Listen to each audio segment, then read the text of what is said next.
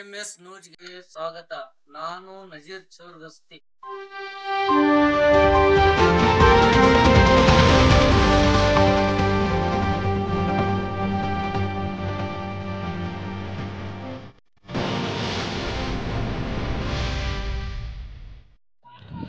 ಧಾರವಾಡನಲ್ಲಿ ಅಂತಾರಾಷ್ಟ್ರೀಯ ಮಹಿಳಾ ದಿನಾಚರಣೆ ಪ್ರಯುಕ್ತವಾಗಿ ಸಿದ್ಧಿವಿನಾಯಕ ಮಹಿಳಾ ಮಂಡಳಿ ವತಿಯಿಂದ ಕ್ರೀಡಾಕೂಟ ಹಮ್ಮಿಕೊಳ್ಳಲಾಗಿತ್ತು.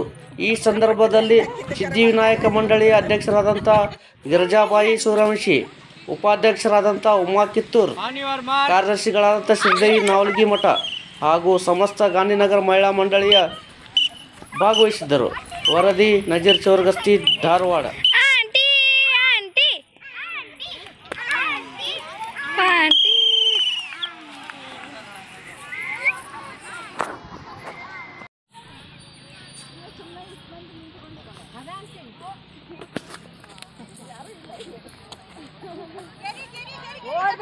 ಓಡ್ಬೇಡ್ರಿ